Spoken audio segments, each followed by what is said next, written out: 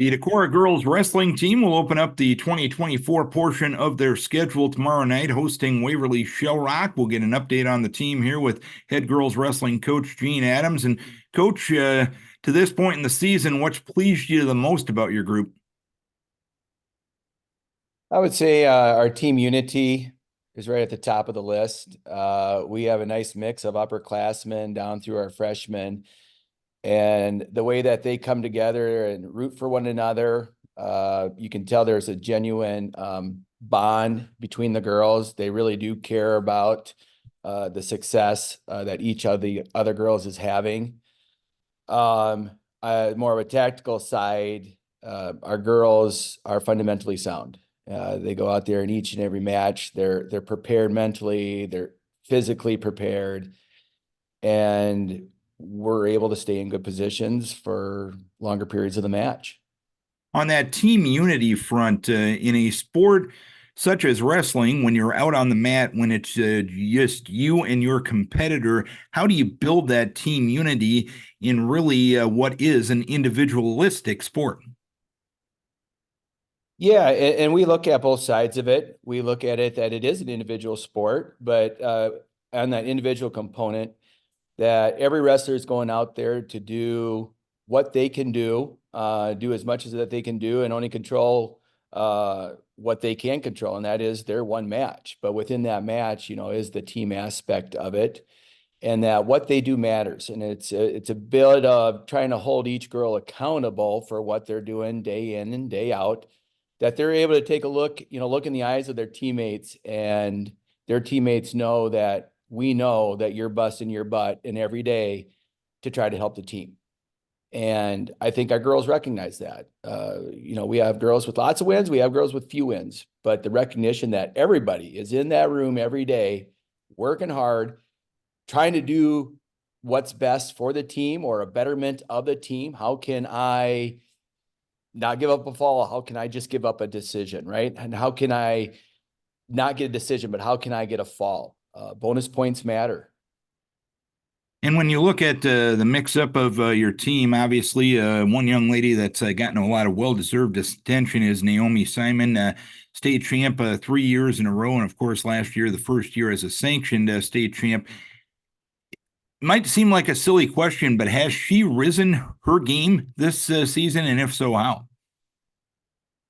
Well, Naomi, I mean, one of her greatest strengths is the way that she's able to kind of compartmentalize situations, and that situations don't get too big for her. And so, she's a vocal leader, but she's also then a leader by example, and both things our other girls can follow. In the way that I've seen her step up her game is the way that she takes girls under her wing. She does a nice job at getting our girls prepared pre-meet wise, whether it's before a duel or before a tournament, helping to build that kind of that group camaraderie. And like we talked about, how do you get everybody to kind of applaud and cheer for one another? And I think she's an integral part of that she's very vocal at everyone matters, and just the way that she goes about her day-to-day, duties of being prepared for practice, for meets, um, to be able to keep that focus. Being a competitor, an ex-competitor, it's tough to do, and she does it. Just match after match after match after match, and so a lot of credit goes out to her. Like you said, a lot of deserving credit goes out to her. And when you look at your team, obviously, I think there were some pretty high expectations coming into the season. But in early December, you go down and win the Dan Gable Donnybrook at Coralville. It's a tournament with 40-some teams. I'm guessing this was a pretty confident group coming into the season. Did that just add on to your confidence? Well, I think when you start, you put a goal in front of a team that we're going to be state champions. It's lofty. Others, accept that right away. Others almost take that step back. Like, are we there yet? Like, state champions, that's a big deal, a big step. I think the Donnybrook helped erase any doubt that any girls had of what we are able to accomplish. And then more so just within that team camaraderie, more and more girls, when they're asked to do things, just meet wise, dual wise, whatever, their first question is, will this help the team? And like, that's their first thought. Will this help the team? And when that answer is yes, they're all on.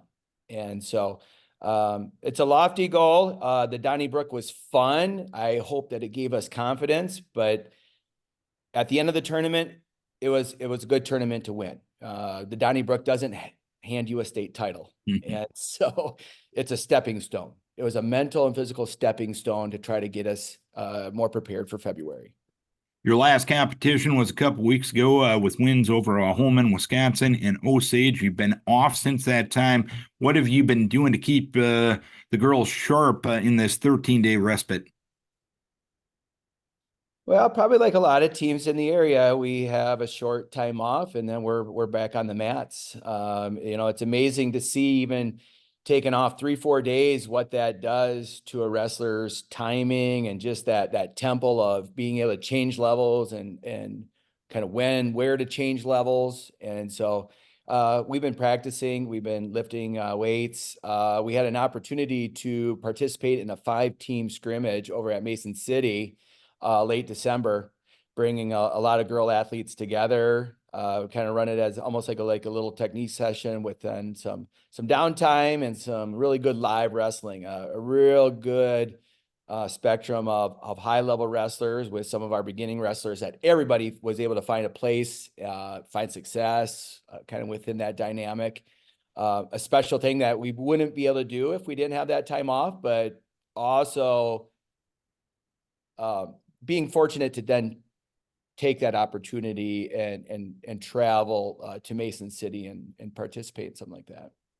And I know that's going to be the site of your regional coming up towards the end of this month in January. And I know when it comes to wrestling, the mats are all the same size and the distance of the circles are always the same size. But did it do a little bit of good to enter that facility and to see what the logistics of that facility will be prior to your postseason?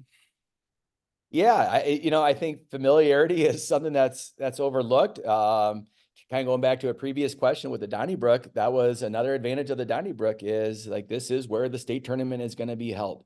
And I think the more uncertainties that you can take out of a wrestler's head, more that they feel like they're in control of the situation, they're able to focus on other things. And hopefully that's focusing on their wrestling. So it's like, I know where the locker room is. Mhm. I know where we're going to weigh in. I know how we're going to weigh in. Mason City, yeah, it's their field house. It's an impressive venue. And so we know where things are. And again, it takes a little something else off our plate that we don't have to spend time worrying about. And obviously, the duel coming up on Thursday night's going to garner a lot of attention. You're facing the defending state champion in Waverly Shellrock. You guys were third last year, and I know according to rankings right now, and there's only one ranking that matters, and that'll happen on February the 2nd. But you guys are 1 and 2 in the state. How do you approach this one? It's hard not to ignore the outside noise and the attention this duel will get, but how do you make it just one of the steps in the process to your ultimate goal? Well, deservingly, I mean, it's going to bring on the buzz, and it's deserving of the buzz. And, we're in a situation that is not really new. Again, we had high expectations coming in, and for the most part, we've risen to those challenges, and Waverly Shellrock's going to present another valid challenge to us. And our girls have stepped up. Handled things accordingly. But we've kind of kept the mindset that each competition we have is an opportunity. And that's all it is if win or lose, it's an opportunity for us to get better towards February. That's our end goal. Our end goal is February. And so each competition that we have is a stepping stone towards our goal. If we slip off the stone a little bit, our teammates are going to be there to help us get back on the stone, and we're going to keep going towards our goal for February. So while it's a big duel, it's not the make or break of our season in any means. Same thing for Waverly. This doesn't make or break their season. It's just an opportunity for two strong programs right now to go head to head, It's going to be entertaining for anybody that's able to listen and watch. It's going to come down to the wire. Every point is going to matter. And, you know, when you're thinking about a duel, that's what makes exciting duels. And obviously, from a spectator standpoint, I've been around a while. I can't remember a 1 versus 2 matchup in really any sport in the community of Decorah. I also a couple of young ladies that will be wrestling at the University of Iowa, Naomi Simon and the Jamesi young lady from Waverly Shell Rock. From a spectator standpoint, get there early tomorrow night, right? Get in, mark your spot, get your popcorn. Yeah, I mean, just yeah, you know, a couple girls that have excelled at the high school ranks and have high aspirations at the collegiate ranks, and it just a sign of where the sport has gone, that it's grown at the collegiate level and has continued to grow at the collegiate level, which is offering more opportunities for girls that are in high school to continue on and you know, strive to get better at their development and whatever goals they might have outside of high school. And beginning Friday, it's a 3 week countdown until the regionals in Mason City and then the state tournament the next week. As a team, where do you need to get to in those 3 weeks to be as prepared and hopefully as successful as you can be come that Mason City regional meet? Well, like every team, you know, we've got a little nicks and bruises here and there. We compete hard, and therefore, you know, we got some little aches and pains that we got to address, but nothing serious. Biggest thing is just to be able to keep the confidence level up. We have no reason to have our confidence shaken. Whatever happens Thursday night is not going to shake our confidence. We are prepared. I can't say that enough, that we're mentally and physically prepared. The way that we approach our practices and our competitions, I feel that we are in a good place. We could compete this next weekend if we needed to. We're there. We're not going to lose that in 3 weeks. We're kind of chomping at the bit. We're ready, but given that 3 weeks, we still have time that we can try to fine tune the little things that we need on an individual basis to try to make us a little bit better, and you know, opportunities to reach whatever our season end goals are for the regional and state tournament a little bit more achievable. All right, Gene, we appreciate you taking some time, giving us an update on Decorah girls wrestling. Good things happening thus far. Hopefully more good things happening between now and February 2nd down in Coralville. Appreciate the time. Best of luck to you as you continue on the journey. Thank you, Darren. Thanks for having me. Gene Adams, head coach of the Decorah girls wrestling team. Decorah girls ranked #1 in the state, take on #2 Waverly Shell Rock in Decorah Friday or Thursday night at 7:45. Be there.